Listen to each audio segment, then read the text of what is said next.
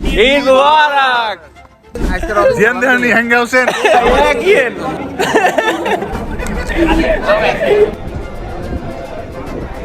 मैं बांग्लादेश की कम्युनिटी को ज्यादा एंजॉय करता हूँ। Oh, very good. पाकिस्तान से बहुत बड़ा उल्लू का पट्टा है।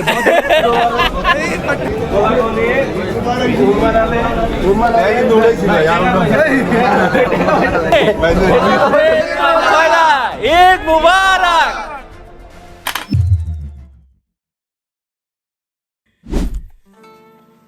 আসসালামু আলাইকুম, ঈদ মুবারক সবাইকে।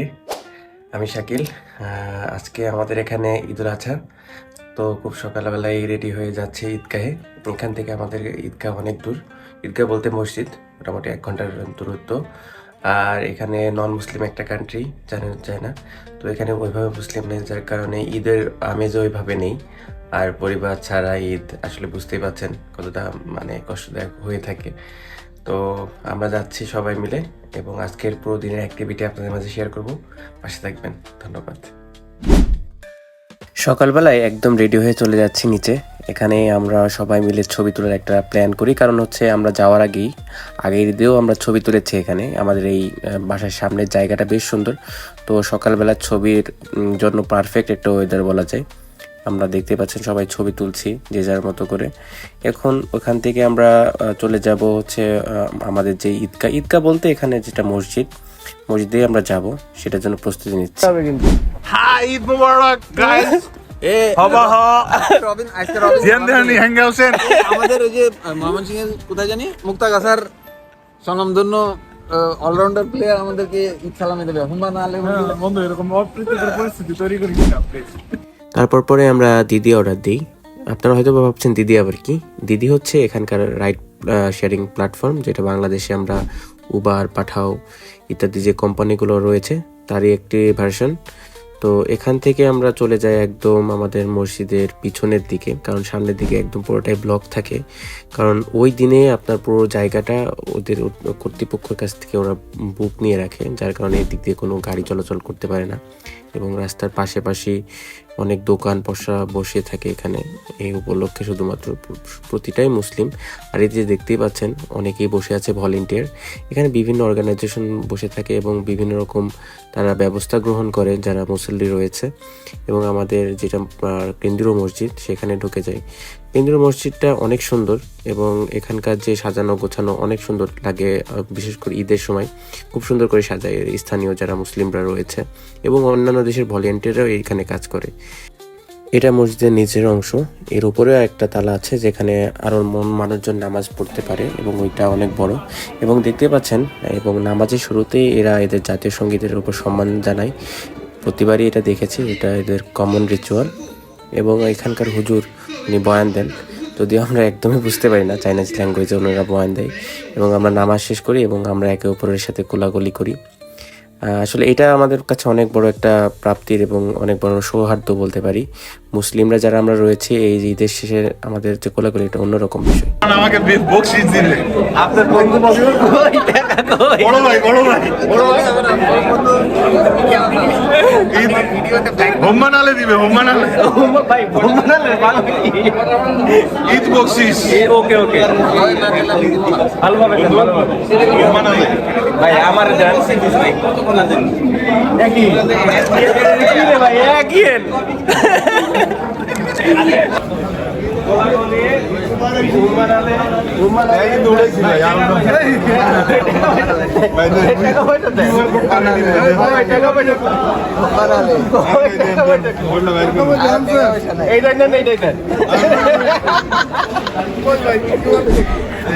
নামাজ শেষে যখন মসজিদ থেকে বেরোচ্ছিলাম, তখন দেখতেই পাচ্ছি এখানে অনেকজন ফ্রিতে খাবার দিচ্ছে এবং সামনে অনেক ভিড়।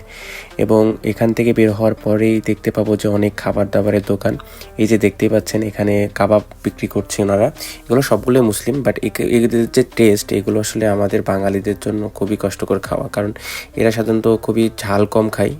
এরা যে টেস্টিং সল্টটা ইউজ করে, সেগুলো দিয়ে আসলে আমাদের টেস্টের সাথে একদমই যায় না। বাট অনেকে যারা অনেক দিন আছে, দেখা যাচ্ছে খেতে খেতে আমরা অভ্যস্ত হয়ে গিয়েছি, অনেকেই আছে অনেক বছর এখানে আমি দেখতে পেলাম একটা পাকিস্তানি দোকান, এখানে এরা ফুচকা বিক্রি করছে। ওরা যদিও পানিপুরি বলে, আমার দেখে বেশ খেতে ইচ্ছা হলো। তখন আমি ভাবলাম যে এটা আমি খাবো, এটা আমারই প্লেট তৈরি করা হচ্ছে এবং প্রতি প্লেটের দাম বাংলাদেশি টাকায় প্রায় 200 টাকা। এই যে অনেকদিন পর আমরা পানিপুরি নিয়েছি এখানে এখানে বাংলায় বলে ফুচকা। ভাই এটা পাকিস্তানিতে পানিপুরি বলে, মানে এটা পানিপুরি। দেখা যাক, আমরা একটু খেয়ে টেস্ট করি ভাই, একটু খেয়ে টেস্ট করি। দাবার দিয়ে খাই।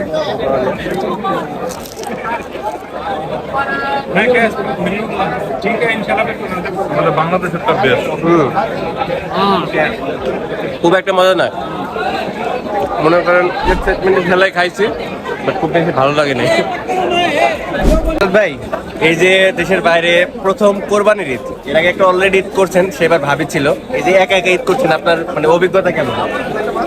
অভিজ্ঞতা আসলে I miss my family and এখানে আসলে আমরা সবাই একটা করে থাকি, কমিউনিটি করে থাকি, কিছু করার নেই, এটা মেনে নেওয়া ছাড়া তো আর আমাদের কোনো অপশন নেই। মানে এখানে একটা জিনিস বলেন, একটা জিনিস যেটা আপনি এখানে মিস করছেন, যেটা বাংলাদেশ হলে সেটা আপনি প্রতি ঈদেই করেন, একটা বিষয় যেটা আপনি খুব মিস করছেন।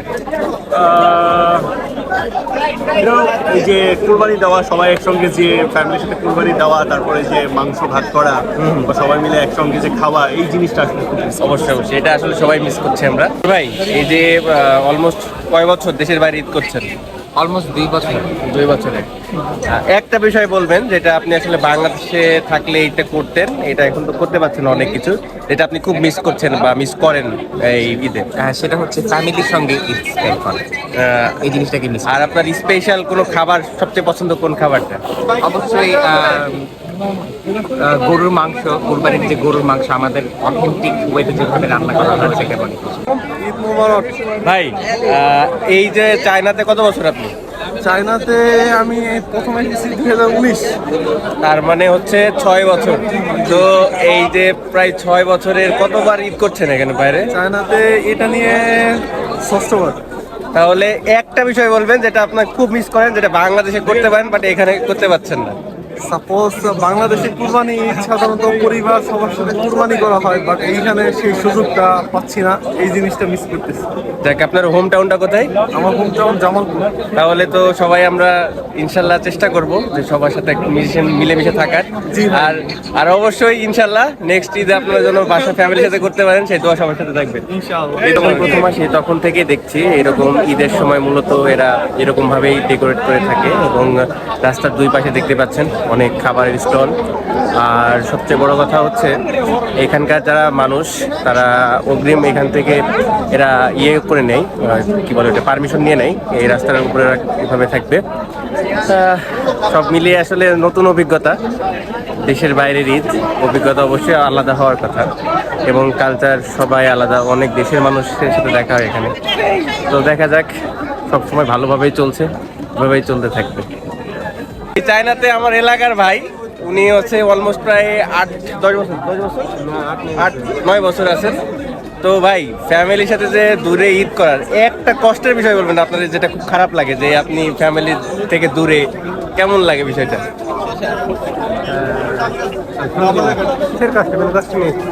এইরকম একটা এক্সপিরিয়েন্স দরকার ছিল। আমাদের ময়মনসিংহের দুইজন গর্ব আমার সাথে আছে, একজন হচ্ছে আমার রবিন ভাই আর একটা হিমেল ভাই। হিমেল ভাই তো চায়নার অলমোস্ট লোকাল হয়ে গিয়েছে অলমোস্ট অনেক বছর। তো হিমেল ভাই, আপনার একটা বলেন যে আপনার চায়নার যে এত বছর ঈদ করছেন একটা স্পেশাল অভিজ্ঞতা বলেন, যে এত বছর ঈদ করার মধ্যে কোন একটা ঈদে আপনি একটা স্পেশাল কিছু হয়েছে, এরকম কোনো কিছু হয়েছে কিনা? কিছু হয়েছে বলতে আমাদের ঈদ করা হয়েছে টোটাল এখানে 4টা। আচ্ছা, যদিও 2018 থেকে, তো ইনশাআল্লাহ এনজয় উইথ এভরিবডি।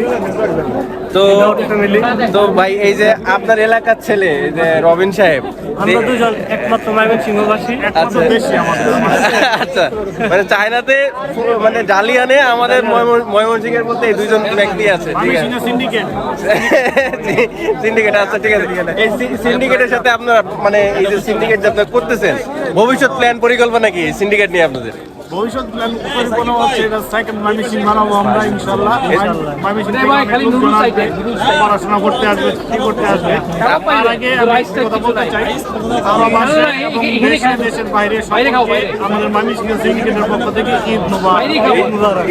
আমার একটা প্রশ্ন আছে, আপনার জালিয়া নাকি ময়মনসিংহ থেকে কোনো বুয়া টুয়া দেওয়ার কোনো প্ল্যান আছে কিনা? আমরা ভবিষ্যতে চিন্তা ভাবনা ময়মনসিংহ সিন্ডিকেট হইলে সবকিছু দরকার আমাদের, সবকিছু ঠিক আছে, সব বিগ শট।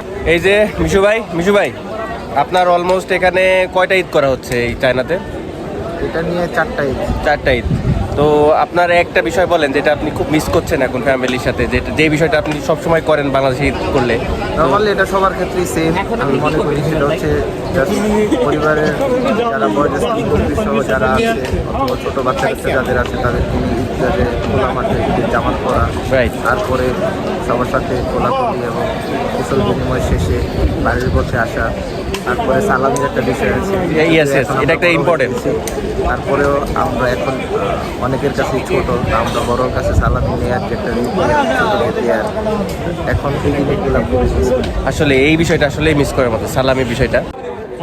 এই যে ইব্রাহিম ভাই চায়নাতে অনেক বছর, তো এখানে অনেক দিন আছে। তো ইব্রাহিম ভাই এই যে অবশ্যই বৈষম্য বিরোধী ছাত্র আন্দোলন চায়না সমন্বয়ক, যেই সমন্বয়কের নেতৃত্বে আমরা চায়না থেকে এই স্বৈরাচার বিরুদ্ধে আন্দোলন, দুর্বার আন্দোলন গড়ে তুলেছিলাম এবং জাতীয় পতাকা নিয়ে প্রতিবাদ জানিয়েছিলাম, সেই ইব্রাহিম ভাই এখন বক্তব্য রাখবেন আপনাদের মধ্যে। এটা ভুল কথা বলছে, আমি আসলে ওরকম কোনো সমন্বয় কোনো করছি না। এটা হলো কি বলবো, এটা ট্রল আর কি। আর না ভাই ওটা বাদ, এখন বলেন যে ঈদের এক্সপিরিয়েন্স কি, যে বাইরের দেশের ঈদের এক্সপিরিয়েন্স আসলে আত্মীয় স্বজন পরিবার পরিজন ছাড়া এখানে তেমন কোনো মজাই নাই। রাইট, এই যে আজকে আমরা এখানে ঈদ করতেছি, আর বাংলাদেশ হলে এবার কেমন হচ্ছে, অন্য ধরনের একটা অবশ্যই মানে উত্তেজনকার একটা পরিবেশ আছে। ভাই আপনি বলেন, আপনি যে এখানে ঈদ করছেন, এখানকার ঈদের এক্সপিরিয়েন্স কি আপনার? আলহামদুলিল্লাহ, মাশাআল্লাহ। আর ভাই ওই যে আপনি একটু আগে বলছিলেন যে উনি পাকিস্তানি বাট বাংলাদেশি, এটা আমি বুঝি নাই আসলে। উনি পাকিস্তানি বাট বাংলাদেশি, এর মানে হচ্ছে উনি সবসময় আমাদের সাথে থাকে, আচ্ছা, সময় দেন এবং মাশাআল্লাহ উনি কিছু বাংলাও জানে। मैं बांग्लादेश की कम्युनिटी को ज्यादा एंजॉय करता हूँ। very good. पाकिस्तान से ज्यादा कटा कटा उल्लू का पट्टा है। ঈদ মোবারক।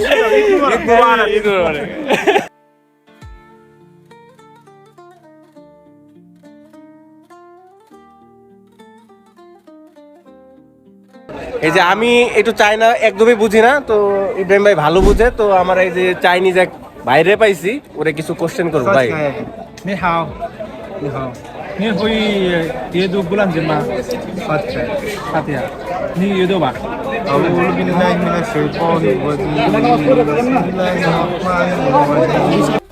এই কথার ফাঁকে এই শহরে ইসলামের ইতিহাস সম্পর্কে আপনাদের মাঝে শেয়ার করতে চাই। সেটা হচ্ছে এই শহরের প্রথম মসজিদ প্রতিষ্ঠিত হয় 1925 সালে এবং বর্তমানে তথ্য অনুযায়ী এই শহরে প্রায় 50,000-এর মতো মুসলমানের বসবাস, বাট সেই অনুযায়ী এখানে মসজিদের সংখ্যা অনেকটাই কম। এবং এখানে যে বড় কেন্দ্রীয় মসজিদটি রয়েছে, এটাই সবচেয়ে বড় মসজিদ এবং ধর্মীয় পাঠশালা। এখানে মোটামুটি তাদের ধর্ম শিক্ষা দেওয়া হয় এবং জুমার নামাজ পড়ানো হয়। এই যে সব বিষণ্ণ মনে বসে আছে এখানে। ইফতিকার ভাই,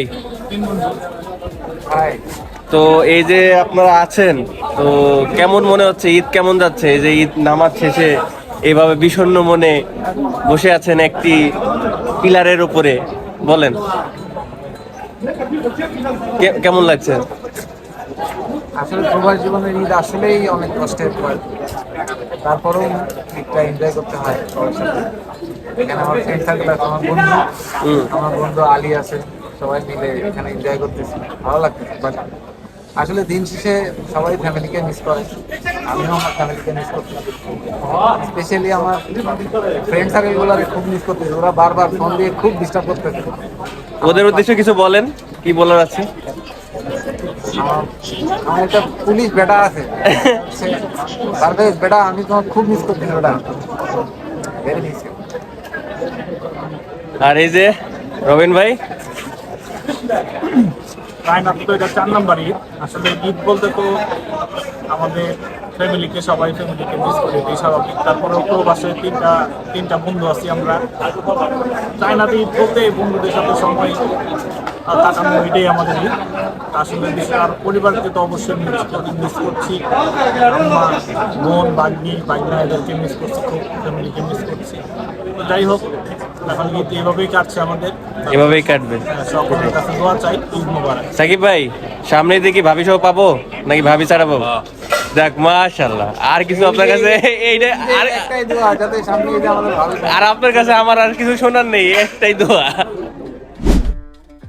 এই বক বক করতে করতে আমার আসলে খুবই ক্ষুধা লেগে যায় এবং আমি খুঁজতে থাকি আসলে আমি কি খেতে পারবো এখানে, কারণ চায়নার অনেক কিছুই আমি খেতে পারি না, কারণ আমাদের যে টেস্ট আর চায়নার খাবারের টেস্ট একদমই আলাদা। তো আমি খুঁজতে থাকি এবং এখানে দেখতে থাকি আসলে কি খাওয়া যায়। আমি ঘুরে ফিরে সেই আবার পাকিস্তানের ওই তাঁবুটার কাছেই যাই, কারণ পাকিস্তানি খাবারের সাথে বাংলাদেশের খাবারের অনেকটাই মিল আছে। চিকেন শর্মা এটা সভাপতির বউ।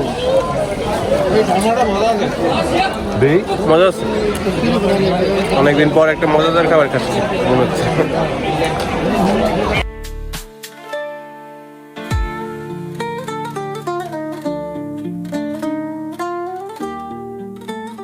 এই যে আমাদের মিস্টার তুষান, সে হচ্ছে আনফরচুনেট সকালবেলা ঈদের নামাজ পড়তে পারে না। এখন আমাদের শুক্রবারে জামাত, সে সময় আসছে।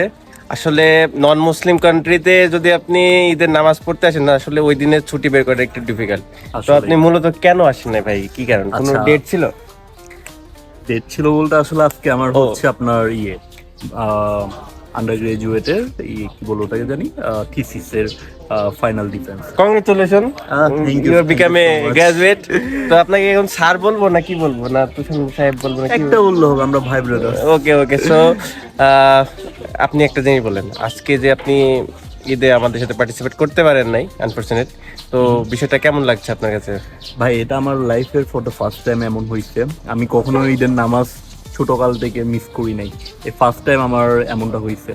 তো সকালে যখন দেখতেছিলাম আমার বড় ভাই রুম থেকে বের হয়ে যাচ্ছে, অনেক খালি লাগতেছিল, মানে মনটা মনে হচ্ছিল যে গ্রাজুয়েশন নেক্সট ইয়ার করি, এবছর করা লাগবে না, এবছর ঈদটা পালন করে নেই। তো আমিও খুব মিস করছি। আমি ফার্স্টেই ইমেল ভাইকে জিজ্ঞেস করছি আপনার কথা। সো দেখা যাক, আপনি যাক ফার্স্ট যাক তো আসতে পারছেন অন্তত জুমার সময় হলেও। সো ইনশাল্লাহ ওকে, ইনশাআল্লাহ নেক্সট ইয়ার আবার হবে। আবার হবে, আমি তো আছি। অবশ্যই দেখা হবে সবার সাথে আবার ঈদে। ওকে ইনশাল্লাহ।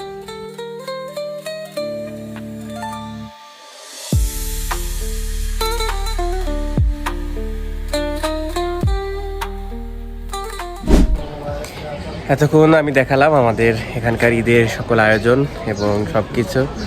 আমার যারা সহকর্মীরা ছিল তাদেরও আপনারা তাদের কথা শুনেছেন। আসলে এই পরিবার ছাড়া ঈদ এটা অন্যরকম একটা কষ্টের বিষয়। আমি সবসময় আমার পরিবারকে খুবই মিস করি। আমার পরিবারের যারা মেম্বার রয়েছে, আমার ওয়াইফ, আমার মা বাবা, আমার 2জন কাজিন রয়েছে, আবির, তৌশিক, এরা আসলে আমার লাইফের অনেক বড় একটা পার্ট। সো ওদের ছাড়া ঈদ মানে আমার কাছে আসলে এগুলো আসলে কোনো ঈদই মনে হয় না। যতই আনন্দ ফুর্তি করি এখানে, বাট ওই ঈদের সাথে ঈদের আসলে কোনো আপনি তুলনাই হতে পারে না সব মিলিয়ে। আর চেষ্টা করি সবসময় ঈদে সবার সাথে গ্রামে যাওয়া, গ্রামের মানুষদের সাথে একটা গেট টুগেদার, এগুলো আসলে অন্যরকমের একটা বিষয়। সবার সাথে কোরবানির গোশত কাটা, ভাগাভাগি করা আসলে অন্যরকম একটা বিষয়। সো আমি চেষ্টা করেছি সব বিষয়ে আপনাদের মাঝে শেয়ার করা আমার এক্সপিরিয়েন্স। সো এই ভিডিওগুলোর মাধ্যমে হয়তো একটু আনন্দ খুঁজে পাওয়ার চেষ্টা করি সবসময়।